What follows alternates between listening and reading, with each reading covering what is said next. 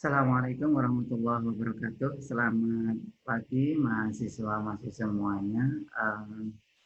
Pada pagi menjelang siang ini saya akan melanjutkan pembahasan materi kita tentang pembelajaran IPA. Ya, pada hari ini kita akan memasuki pertemuan yang keempat. Nah, pada pertemuan keempat ini kita akan bahas masalah pendekatan dalam pembelajaran IPA. Ya, kalau pada minggu yang lalu kita sudah membahas tentang model pembelajaran IPA, ya, atau teori belajar dalam pembelajaran IPA. Kalau hari ini kita akan membahas masalah eh, apa namanya pendekatan dalam pembelajaran IPA. Jadi urut-urutan di dalam sebuah rancangan pembelajaran itu, yang pertama adalah kita harus memahami teori belajar.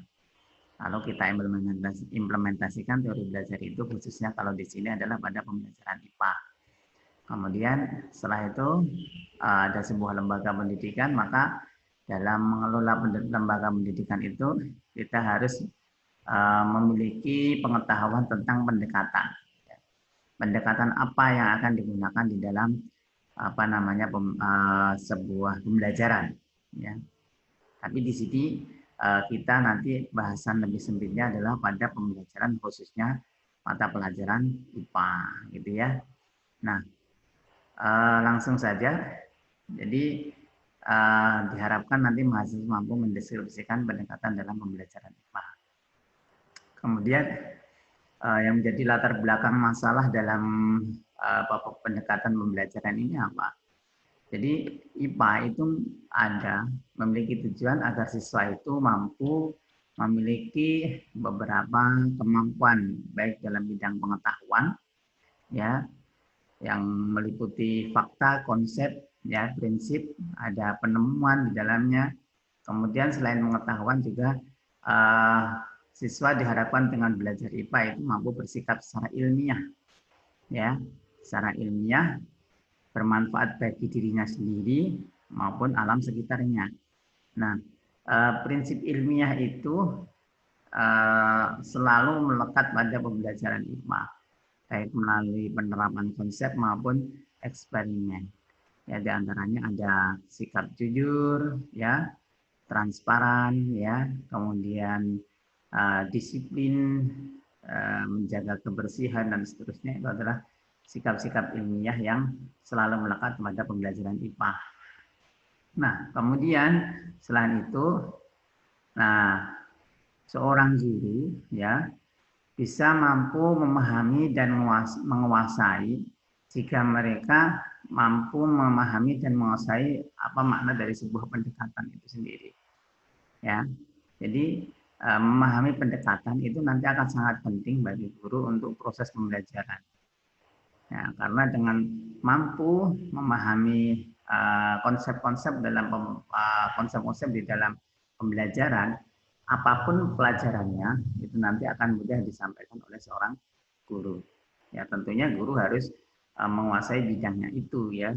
Kalau kurang menguasai, lebih baik tidak mengajarkan bidang tersebut, karena selain penguasaan dalam bidang keilmuan yang harus mutlak dimiliki, juga seorang guru itu juga diharapkan memang pandai dalam bidang pembelajarannya. Tapi kalau mampu dalam bidang pembelajaran pun, itu seandainya rumpun ilmunya yang kuasai itu kurang menguasai, ya lebih baik tidak melaksanakan, karena nanti bisa kurang maksimal di dalam proses belajar mengajarnya tentunya, ya. Oke, kita masuk ke dalam pengertian dulu. Apa yang dimaksud dengan pendekatan? Jadi pendekatan itu merupakan cara pandang secara umum terhadap suatu masalah, terhadap suatu objek, ya. Sehingga ibaratnya nanti kita menggunakan kacamata. Nah, kita menggunakan kacamata warna apa, ya, untuk memandang objek yang ada di depan kita. Kalau kita menggunakan kacamata warna hitam, maka apa yang akan kita lihat di objek sekitar kita ya akan berubah menjadi gelap tentunya, ya. Kalau kita menggunakan kacamata transparan, bening, ya, seperti saya seperti ini, ya tentu akan terlihat cukup jelas, apa depan apa yang menjadi objek yang kita pandang saat ini, yang seperti itu. Ibaratnya seperti itu. Jadi ibaratnya adalah kalau kita memandang sebuah sekolah, jadi kita melihat sekolah, katakanlah ML Kausar, ya, itu kita memandang melalui pendekatan pembelajaran apa yang sekiranya cocok, yang apa namanya bisa diunggulkan, yang bisa menjadi brand brand apa namanya brand image yang bisa dimunculkan dari lembaga tersebut. Maka cara pandang seorang guru, cara pandang seorang manajer sekolah itu harus mampu memahami itu dan memahami teori tentang pendekatan pembelajaran. Maka ketika oh ini sekolahnya karena basisnya pondok, pesantren, maka desain desain pendekatannya adalah menggunakan bentuk pendekatan religius, umpamanya seperti itu. Menggunakan pendekatan apa namanya boarding school atau pesantren. Maka ketika itu dijalankan ya nanti akan jalan. Beda letaknya MIL Kausar adalah di mana di kota. Kemudian juga ada di istilahnya di wilayah yang cukup padat penduduk. Kemudian pengen menggunakan pendekatannya pendekatan lingkungan atau alam. Ya tentu tidak akan cocok. Karena apa? Ya untuk wilayahnya aja sempit atau wilayahnya aja padat penduduk, maka sulit untuk menerapkan untuk sekolah yang mana itu adalah sekolah yang berbasis lingkungan atau sekolah alam. Itu ya contohnya seperti itu. Nah, langsung saja peranan pendekatan itu harus menyesuaikan komponen input, output, produk, outcome ya yang ada pada pembelajaran pendidikan dengan bahan kajian yang akan disajikan. Sehingga nanti kalau ini ranahnya pada pelajaran IPA, jadi seorang guru harus menyesuaikan pada bagaimana siswanya sebagai input, outputnya bagaimana nanti harapan guru terhadap siswa tersebut, kemudian produk atau siswa itu bagaimana dan akan diapakan, sedangkan outcome itu nanti hasil yang ingin dicapai apa, seperti itu ya dalam mengajarkan dalam pembelajaran IPA dalam umpamanya dalam 1 tahun itu. Maka guru harus mampu memahami itu sehingga apa namanya pembelajaran nanti akan lebih menarik jika guru mampu menerapkan pendekatan-pendekatan di dalam pembelajaran. Nah, menyenangkan, menumbuhkan rasa yang tahu dan seterusnya. Yang jelas akan lebih bermakna pembelajaran itu ya. Nah, langsung saja apa jenis pendekatan utamanya pendekatan yang ada pada pembelajaran IPA. Yang pertama adalah pendekatan lingkungan. Nah, tentu ini kalau pelajaran IPA menjadi suatu pendekatan yang banyak digunakan di sekolah-sekolah apa namanya khususnya dalam mengajarkan pelajaran IPA. Ya, jadi pendekatan lingkungan ini sebenarnya adalah environment approach, ya pendekatan lingkungan. Environment approach itu menjadi satu bahan istilahnya satu objek tersendiri yang di situ tentu sebelum ditentukan apakah di lingkungan ini maka sebelumnya pasti akan disurvei sehingga itu nanti bisa dijadikan sebagai bahan dalam belajar sekaligus sebagai bahan refreshing sekaligus sebagai bahan belajar karena di situ juga tersedia apa namanya objek-objek yang ada kaitannya yang relevan dengan pelajaran yang dipelajari khususnya pada pelajaran IPA. Jadi seperti itu ya. Nah, tentu apa namanya penggunaan lingkungan itu mungkin terjadinya proses belajar yang lebih bermakna karena anak diharapkan pada kondisi yang sebenarnya sehingga dapat memecahkan masalah lingkungan dan menanamkan sikap cinta terhadap lingkungan itu. Jadi dengan menerapkan pembelajaran katakanlah pada suatu lingkungan hidup, anak-anak itu akan tumbuh motivasinya, imajinasinya, kreativitasnya, kritisnya, ya. Terus setelah mengetahui makna dari apa namanya pembelajaran yang telah dilakukan di lingkungan tersebut, itu akan tumbuh rasa cinta terhadap lingkungan. Jadi seperti itu. Kemudian yang kedua adalah pendekatan STM atau saling temas. Atau kalau dalam singkatan saling temas ini adalah sains, lingkungan, teknologi, dan masyarakat. Nah, jadi pendekatan sains, teknologi, lingkungan, dan masyarakat ini merupakan pendekatan pembelajaran yang pada dasarnya itu membahas penerapan sains dan teknologi dalam konteks kehidupan sehari-hari. Jadi guru diharapkan mampu menerapkan prinsip-prinsip sains ya terhadap siswa ya, khususnya kalau ini adalah siswa MI, melalui sebuah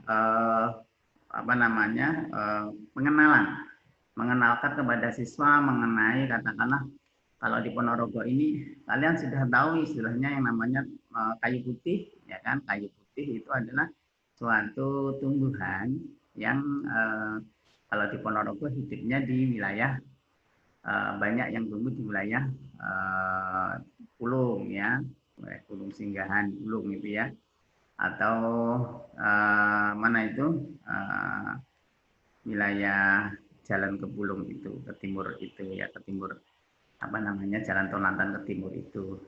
Kemudian kayu putih itu manfaatnya diantaranya untuk sebagai aromaterapi, sebagai obat untuk masuk angin, semacam itu.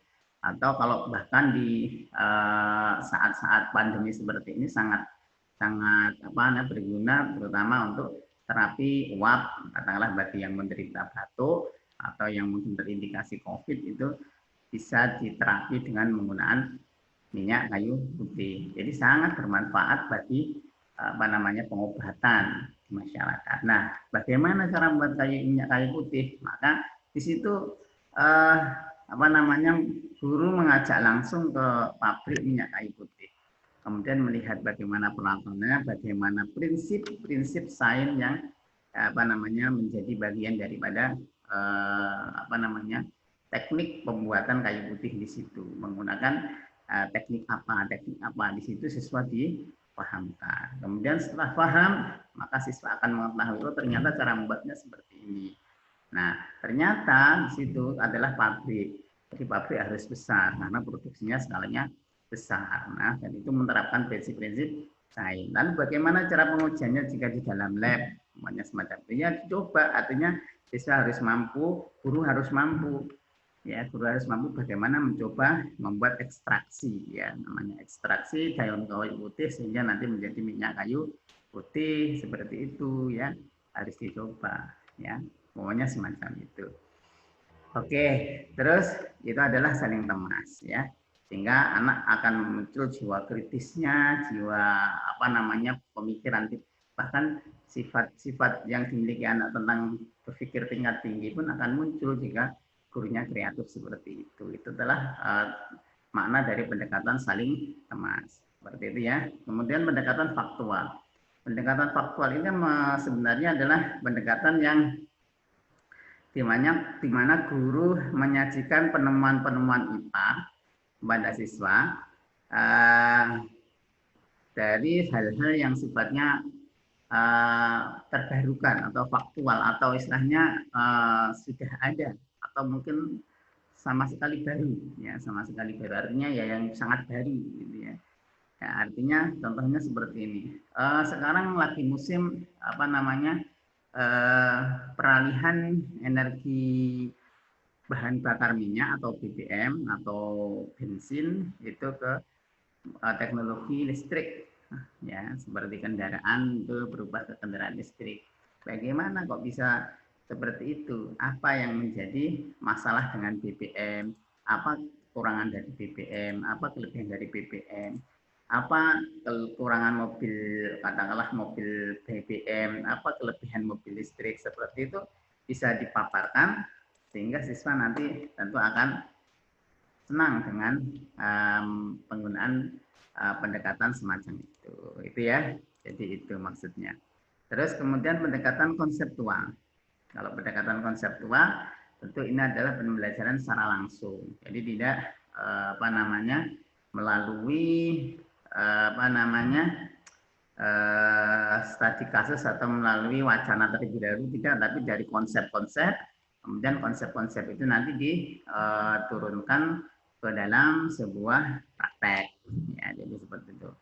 Contohnya kalau kemarin kita melihat itu bahwa eh, benda, ketika benda itu dijatuhkan dan bobot atau berat bendanya itu berbeda, katakanlah apa namanya songkok dengan kapas. Songkok dengan kapas itu tentu beratnya beda karena kapas itu sangat ringan sedangkan songkok lebih berat daripada kapas. Ketika dijatuhkan dengan cara yang sama, waktu yang sama, maka yang jatuh terlebih dahulu apa? Istilah songkok karena songkok memang apa namanya lebih berat. Tapi bagaimana jika songkok dan kapas itu dijatuhkan di tempat dengan pada tempat yang sama, tapi dijatuhkan melalui ruang hampa udara? Apakah juga songkok bisa lebih dulu jatuh atau kapas yang lebih dahulu jatuh? Ataukah kedua-duanya jatuh dengan apa namanya waktu yang sama? Nah itu menarik seperti itu konsep. Ya, namanya konsep Galileo. Ya, konsep yang diterapkan oleh Galileo. Galileo memahami itu dari apa? Dari alam semesta, ya dari planet, antara planet Bumi dengan Jupiter itu lebih besar mana? Tentu lebih besar Jupiter. Bumi itu lebih kecil 50 kali lipat daripada Jupiter. Artinya Jupiter 50 kali lipat lebih besar daripada Bumi. Nah, kenapa keduanya bisa berputar secara bersamaan? Ya, tidak. Artinya secara bersamaan pada orbitnya mengelilingi matahari. Sedangkan kenapa Bumi tidak terlebih dahulu lebih cepat? Nah, karena berada di ruang hampa udara. Sehingga mereka walaupun pada orbit yang sama tidak saling mendahului dan tidak bertuburkan. Seperti itu adalah teorinya yang dimiliki oleh Galileo ya, yaitu konseptual. Jadi seperti itu ya. Bisa saja dimulai dengan memperkenalkan benda konkret ya menjadi sebuah konsep ya. Bisa memulai dari konsep kemudian dipraktekkan terhadap benda yang konkret. Seperti itu adalah konseptual. Kemudian ada pendekatan lain, nanti pendekatan pemecahan masalah atau problem solving approach ya, pemecahan masalah. Pendekatan pemecahan masalah ini merupakan pendekatan yang digunakan dalam mempelajari suatu ilmu pengetahuan dengan maksud mengubah keadaan yang aktual menjadi suatu keadaan seperti yang kita kehendaki dengan memperhatikan prosedur pemecahan yang sistematis. Ya, artinya apa? Masalah itu adalah sifatnya faktual, aktual. Sifatnya masalah itu adalah aktual. Sifatnya apa? Spesifik. Jadi masalah itu spesifik. Tapi dari masalah spesifik itu nanti diharapkan bisa menjadi masalah yang bisa kita tarik kesimpulannya, bisa kita apa namanya hubungkan dengan konsep-konsep yang ada ya. Maunya semacam ini. Apa namanya benda jatuh. Kenapa benda jatuh itu ketika dari tempat yang rendah dengan tempat yang tinggi itu waktunya beda ya. Katakanlah benda jatuh dari meja itu cukup 0,75 detik, sedangkan benda yang jatuh dari atap gedung lantai 3 itu butuh waktu sekitar 1,25 detik. Kenapa berbeda? Nah, itu adalah masalah. Lalu bagaimana penyelesaiannya? Oh, ternyata itu ada hubungannya dengan daya tarik bumi atau gravitasi. Nah, dengan semakin tinggi apa namanya tempat, maka daya tarik gravitasi semakin lemah. Maka jika semakin lemah, waktunya semakin lama. Maka waktu jatuhnya benda dari tempat tinggi daripada tempat yang rendah tentu lebih cepat benda jatuh dari tempat yang lebih rendah. Seperti itu ya. Kemudian kelebihannya apa? Tentu ini terpusat pada masalah ya, inovatif, singkat, bersifat mengarahkan ya, tidak menyesatkan. Kemudian lebih sistematis, terpusat pada pribadi dan memiliki ukuran. Itu adalah kelebihan-kelebihan dari problem solving approach atau pendekatan melalui pemecahan masalah. Oke, selanjutnya adalah pendekatan nilai ya. Pendekatan nilai ini adalah value approach. Ini merupakan pembelajaran IPA dengan menggunakan pandangan suatu nilai. Artinya ada value yang diambil dari suatu pembelajaran IPA, ya. Nah, contohnya seperti ini. Kenapa apa namanya istilahnya apa ya? Kalau kita melihat kenapa kita tidak boleh sembarangan menebang pohon, ya, tidak boleh menebang sembarangan menebang pohon. Nah, ternyata setelah kita pelajari, ya terutama hutan, kenapa tidak boleh kita menggunduli hutan, walaupun sebenarnya kita butuh kayu-kayu itu untuk membuat kursi, membuat meja, membuat pintu dan bangunan yang lainnya. Tapi kenapa tidak boleh sembarangan, ya, terutama pada tumbuhan-tumbuhan yang memiliki apa namanya tumbuhan yang langka, katakanlah seperti itu. Kenapa kita tidak boleh menebang sembarangan? Oh, karena walaupun tidak langka pun ternyata tumbuhan itu memiliki peranan yang sangat penting di dalam apa namanya produksi oksigen, dalam menyerap CO2 dan memproduksi oksigen. Lalu oksigen itu untuk siapa? Oh, ternyata oksigen itu diperuntukkan untuk manusia itu sendiri, ya, untuk bernafas, ya. Tanpa oksigen kita bisa membayangkan apa yang terjadi pada manusia. Tentu manusia ini akan punah selamanya, tidak akan bisa berkembang tanpa adanya oksigen, kan seperti itu. Maka itu adalah pendekatan nilai.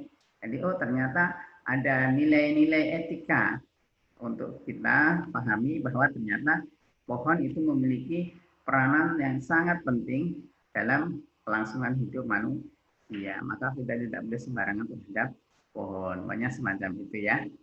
Kemudian ada pendekatan inquiry. Kalau pendekatan inquiry itu lebih mengarah kepada sebuah proses di mana kita menemukan suatu, ya.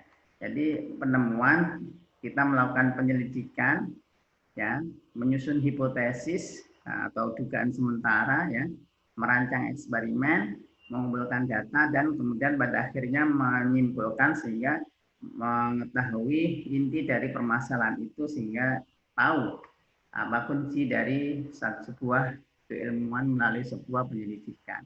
Itu adalah inquiry, ya.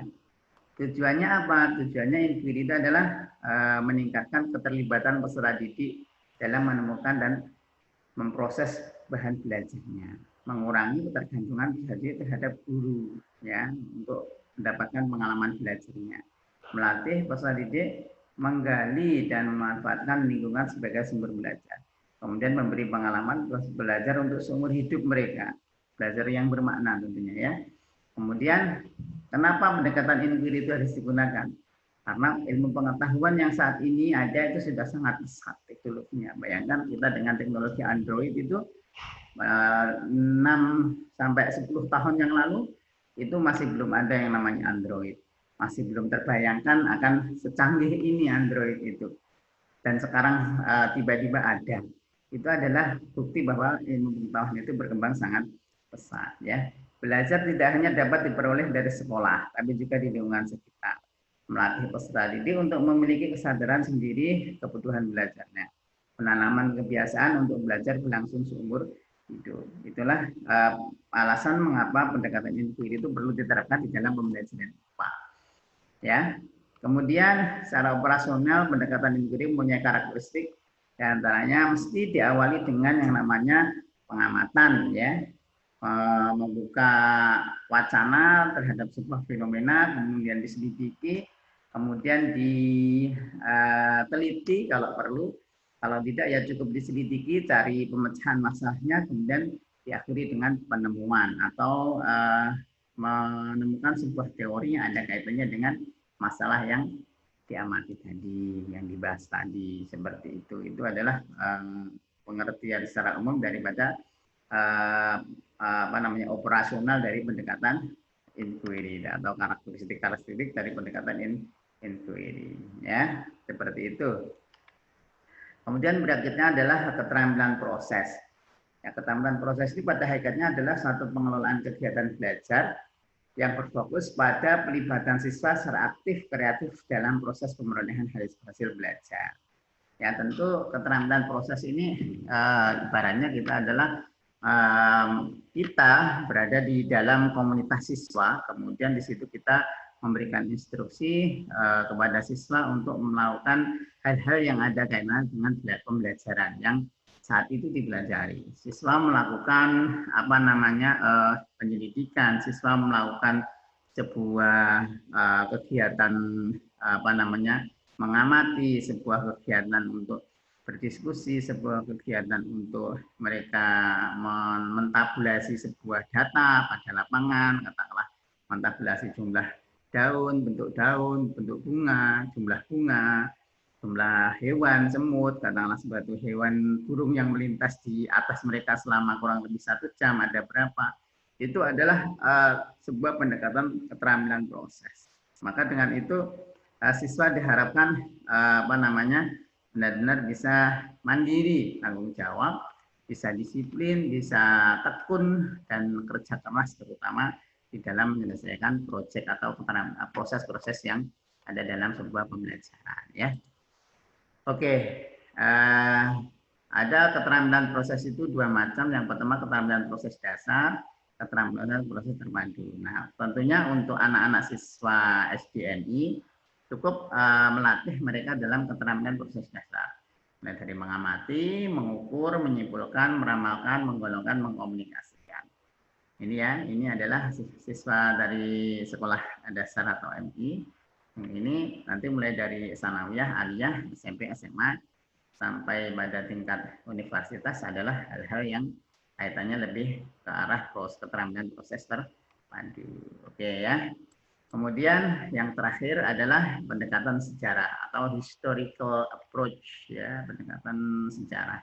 Tentu kalau di dalam IPA ini juga tidak boleh lepas dari sebuah proses pembelajaran. Karena apa? Tentu adanya kemajuan ilmu dan pengetahuan ini tidak lepas dari yang namanya sejarah. Maka siswa pun juga harus dipahamkan sebuah sejarah, katakanlah sejarah pada bagaimana sejarahnya mikroskop, bagaimana sejarahnya telepon genggam, bagaimana sejarahnya televisi, bagaimana sejarahnya katakanlah sejarah daripada manusia. Ya, itu juga menjadi penting bagi siswa agar mereka mengetahui bagaimana masa lalu itu terjadi dan bagaimana perbandingannya jika dibandingkan dengan masa sekarang.